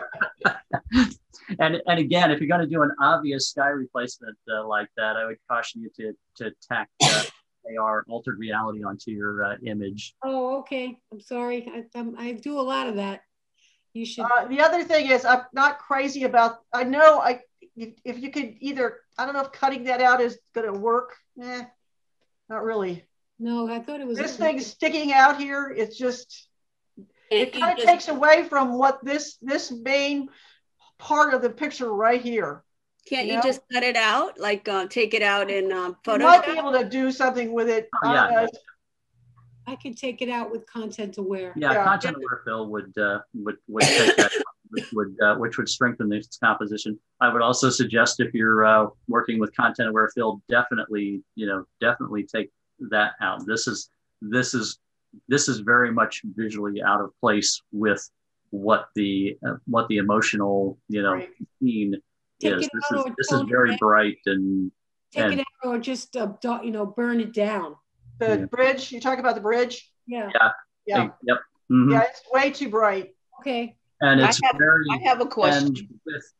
with what this scene is, the whole peaceful moment, and you know, and the scene, it's all natural, and you have this, you know, this old wooden bench and everything here, and then you have this, you know, very clean, sharp architectural, you know, piece up here that's very white and very bright.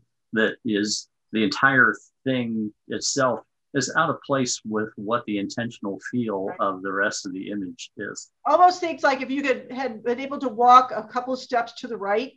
Mm-hmm. And still, you know, not cut off so much here, and then eliminate that in your background, you might have had, you know, you could have, I don't know. Problem is that you would have lost this line here. So yeah, this piece works very well. Yeah. You know, with it, this not so much, and this not at all. Definitely, you know, definitely get rid of this, and if possible that, and be a much, you know, much. As far as the emotional impact of the image, much stronger. Now I have a question. With her having replaced that sky, shouldn't the water have been different? Well, the water does still have a reflection in it. If you I know, but it doesn't look like the reflection of the sky.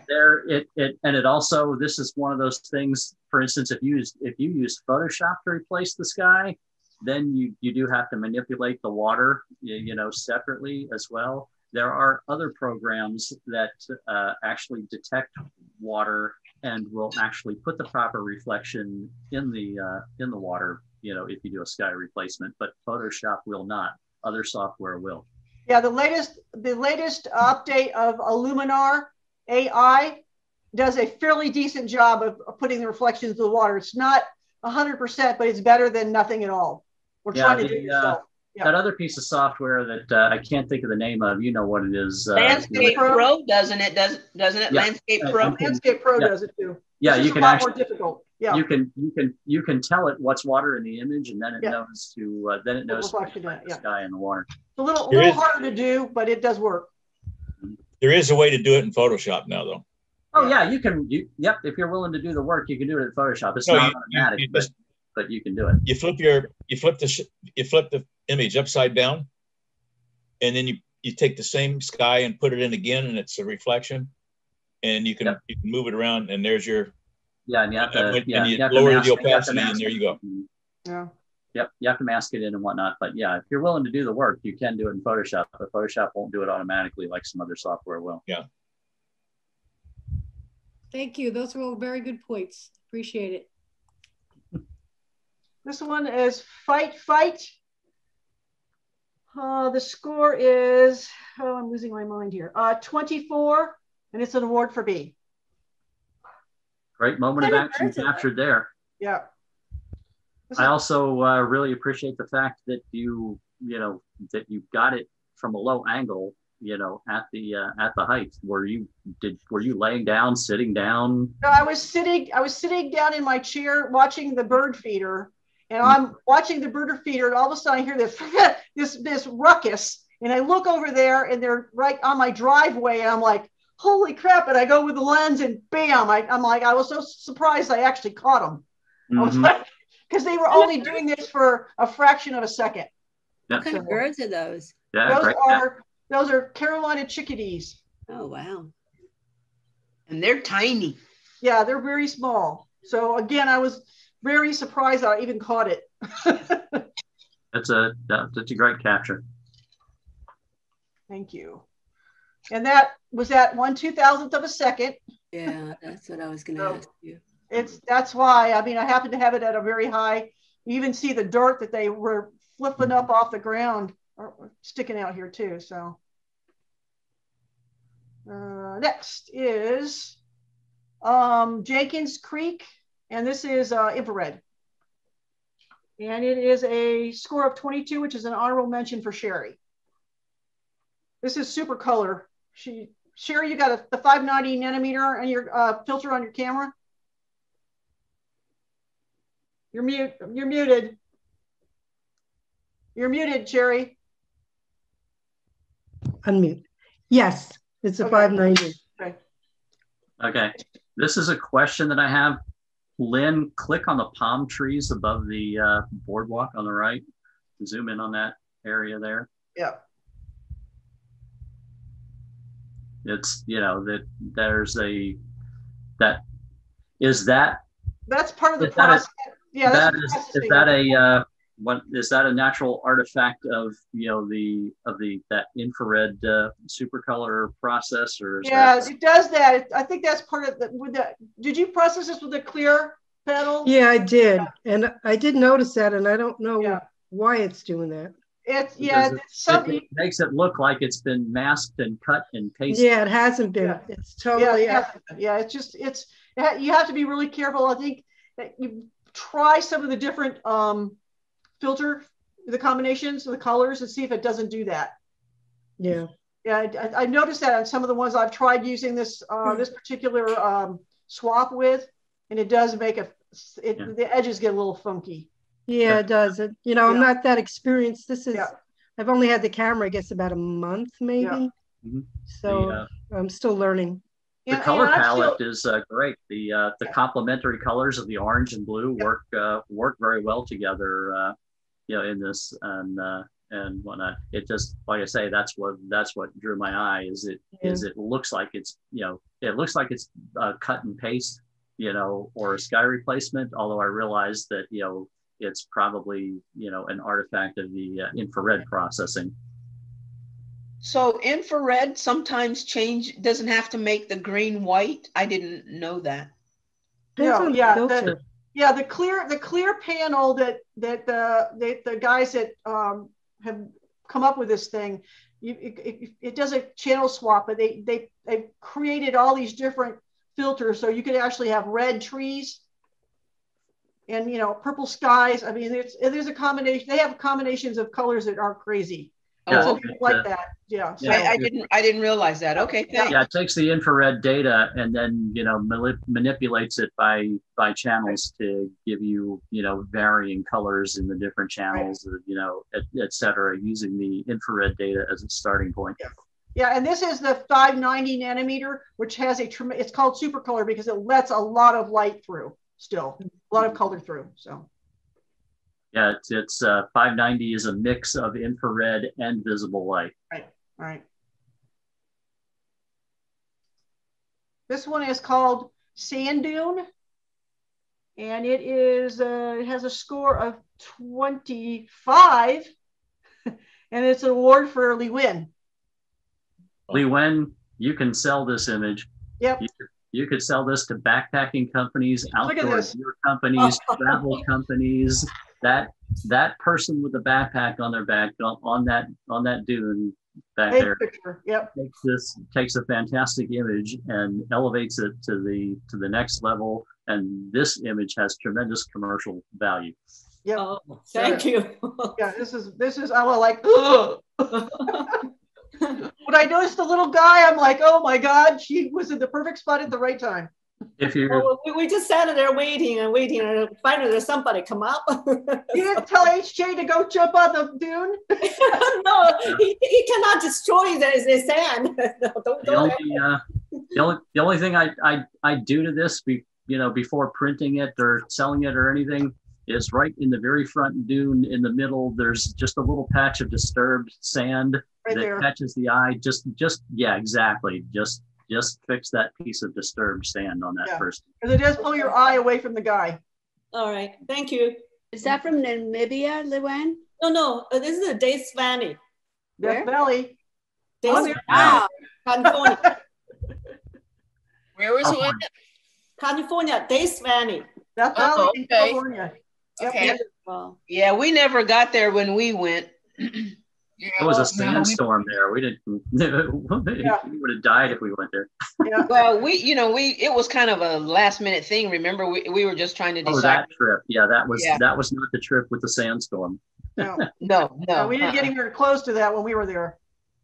Okay, this one is Sunspot Ultra Reality. Good. That one is a 23. This is a case of. This is a case of where I was talking about where the effect is the image. That's not the fact that the effect detracts you from the image, because so much of the image is lost to the effect that the effect is the image. So this is kind of that exception. It has become abstract via the effect, and the effect is what it's about. The score is a 23, and it's an award for me. This is a multiple exposure. Very nice, Lynn. Very nice. In your camera or in your cell phone? I can't remember. Hold on a second. It's my cell phone. Okay. Beautiful. This was using Average Cam Pro. Yeah, I love that app, man. Yeah, and what this was is where was I? One of the gardens. Oh, Kanapaha in Gainesville, and there was this yellow tree. This tree with all these yellow flowers, but most of them had fallen on the ground. So, and the sun just happened to be shining on that spot. And so I stood there and I'm like, I must have taken 20 of these trying to get the right combination of the light and the dark and all that kind of stuff. So, but I did it, like I said, yeah, it was with a phone, with an Average Cam Pro. Yeah, I love that thing. Thank you. This one is Night Scene at Curtis Hickson, Altered Reality. Okay, this image has a part that works really well, in my opinion, and it doesn't. No, actually, that's the part that doesn't work, and here's why. Down in the lower part of the image, you've got water, which the water's in motion, the water moves, the water changes. You've got trees behind that. Trees can blow around and move and whatnot, and colored lights on those things that change. And the motion effect of the camera has enhanced that and added additional motion and moving lights down into all that.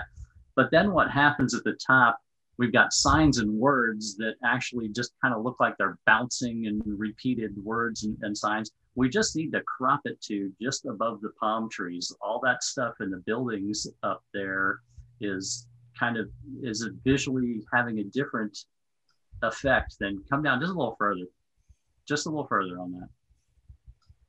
There? A little more. There. Now let's see that. Yeah, because that sight sign kind of drags your mind. Bouncing signs and bouncing words going on up there. Now it's the motion of the camera is complementary to the other objects that can move in the bottom. Buildings are static and signs are static, and we know that. But trees move and blur. That's a natural thing. The water moves and blurs, and we've added some additional effect into that with the camera motion. This half of the image, it works well on. And that had a score of 23, and that was Lee's image. Mm-hmm. Question about that, Jim or Lynn? Yeah. If it had been a multiple composite image, and the buildings and the signs on the buildings had been left standalone without the camera movement, would that have worked, do you think? No, because they still would have been a visual distraction to go up to the top of the image and look at the signs and read the words from what's going on in the bottom of the image, which is pretty beautiful. Yeah. Okay. I do kind of like the lights though in the building in the Sykes Tower, the white lights below the sign. Mm-hmm. I kind of enjoy that. Yeah, that's an interesting pattern, yes. But then the word above it all bouncing around, that. Just yeah. That's still, that's not too bad. That's better than the red sign just kind of goes, yeah, and it pulls your eye right up there. You have the blue sign on the left side. Yeah. That's not as bad though. It's not as bad. It's it's not good, but it's not as bad. All right, this one is All Dressed Up. And the score on that one is 24, and it's an award for Sylvia.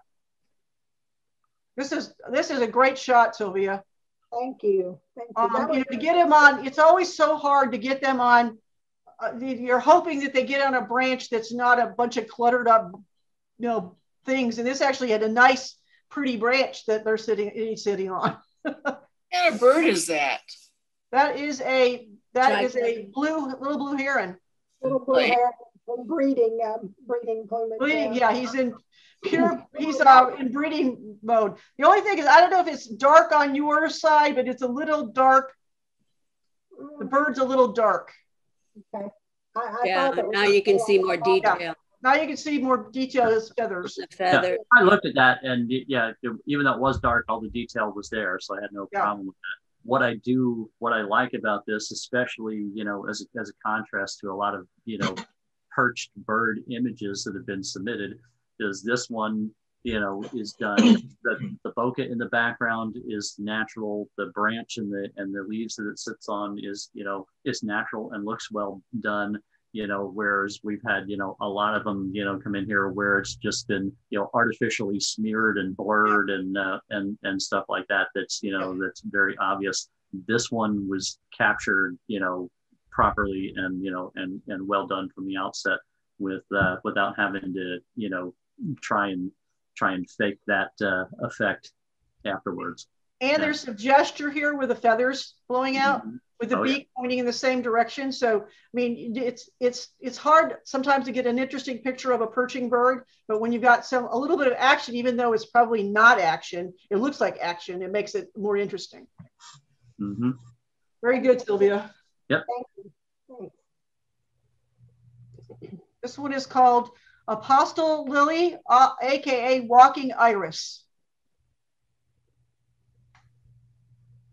And this one is 23. It's an award for Jack.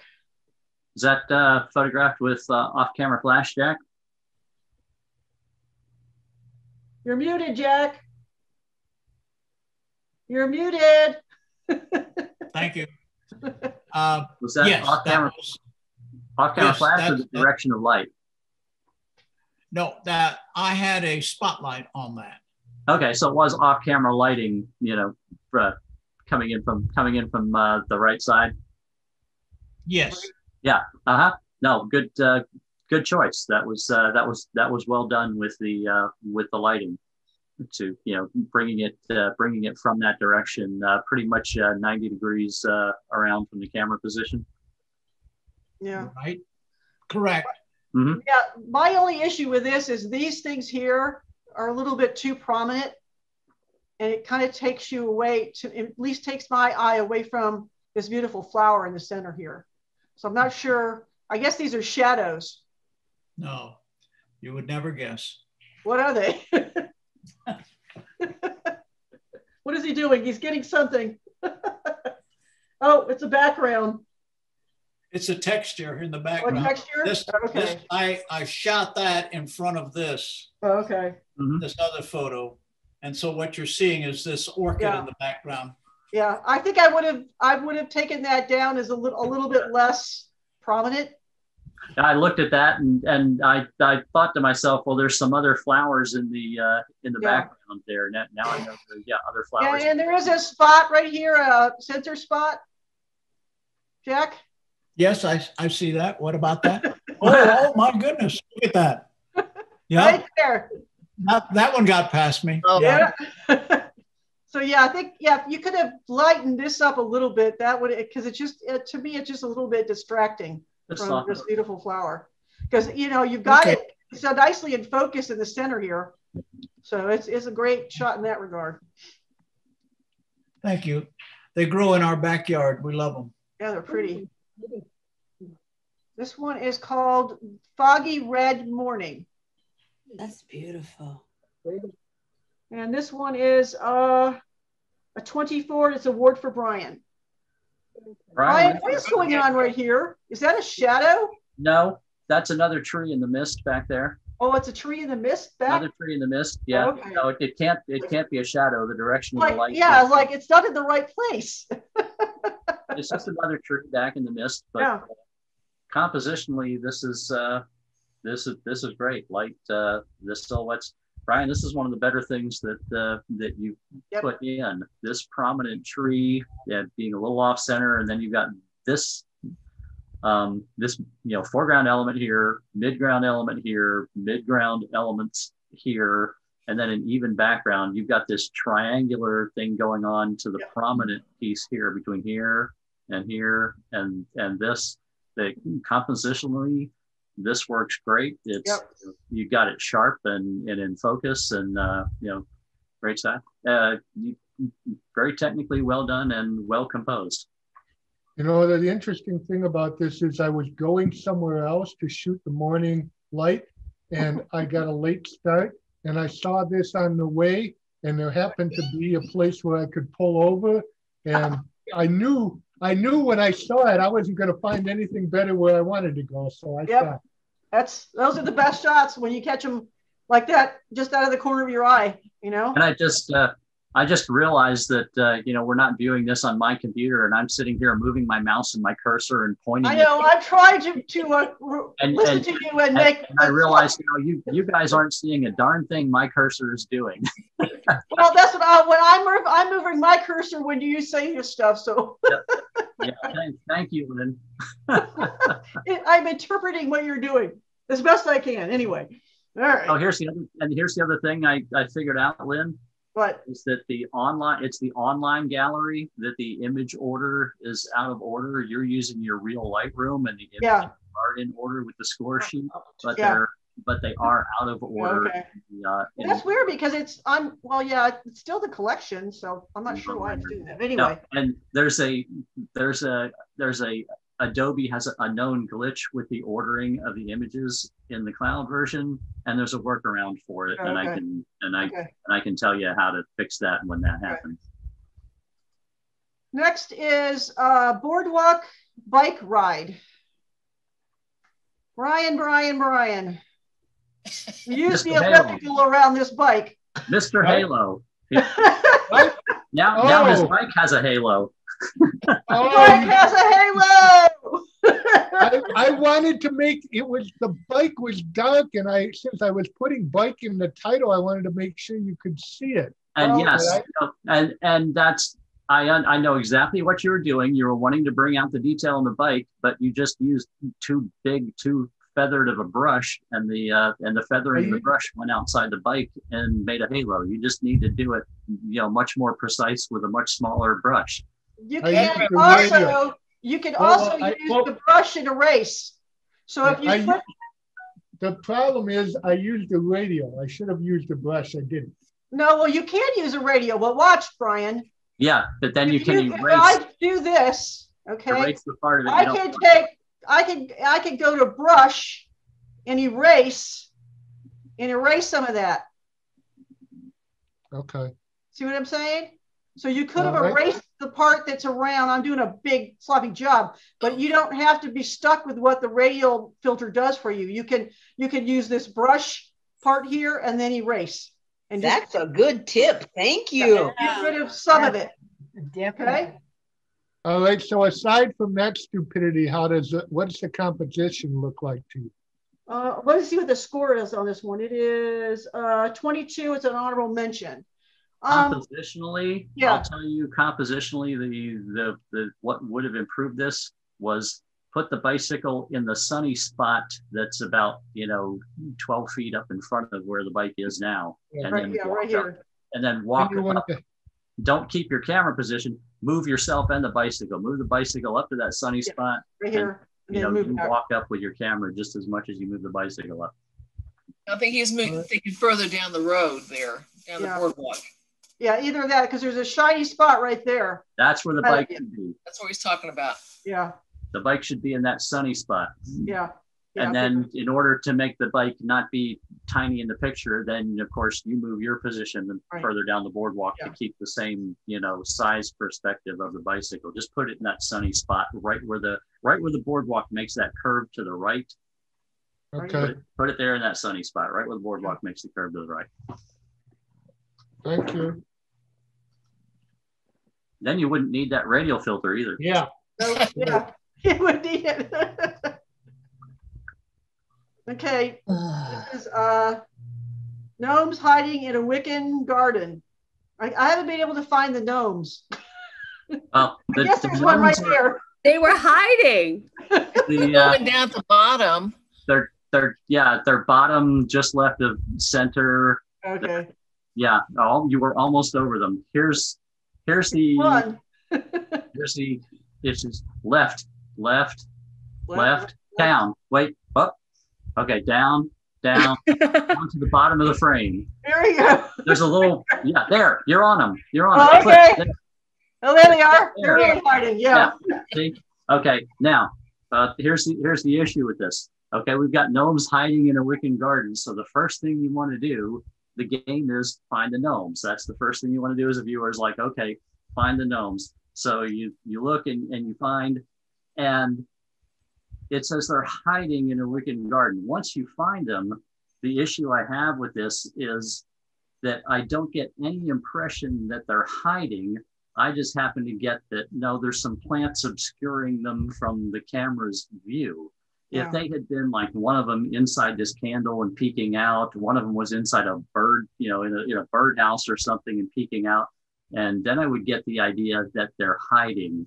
In this case, I don't have any impression that they're hiding. They just happen to be obscured from view by plants. So once I play the game of find the gnomes and I found them, and then I have that issue, then I look at the rest of the image, and compositionally it's not there.